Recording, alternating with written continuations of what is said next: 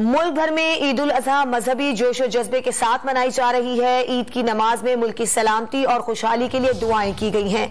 वजीर आजम और वजीर आला पंजाब हमजा शहबाज ने जाती उम्रा में ईद की नमाज अदा की। इस्लामाबाद में नमाज ईद का सबसे बड़ा इज्तिमा फैसल मस्जिद में हुआ।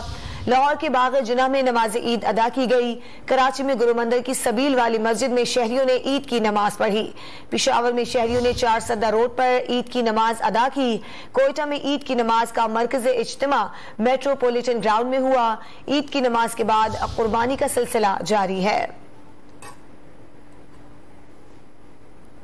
मुल्क भर में ईद उल अजहा मजहबी जोश और जज्बे के साथ मनाई जा रही है। ईद की नमाज में मुल्क की सलामती और खुशहाली के लिए दुआएं की गई हैं।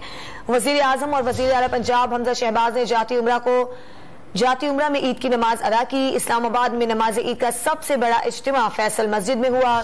लाहौर के बाग जिन्ना में नमाज ईद अदा की गई। कराची में गुरु मंदिर की सबील वाली मस्जिद में शहरियों ने ईद की नमाज पढ़ी। पिशावर में शहरियों ने 4 सद्दा रोड पर ईद की नमाज अदा की। कोयटा में ईद की नमाज का मरकज़ इज्तिमा मेट्रोपॉलिटन ग्राउंड में हुआ।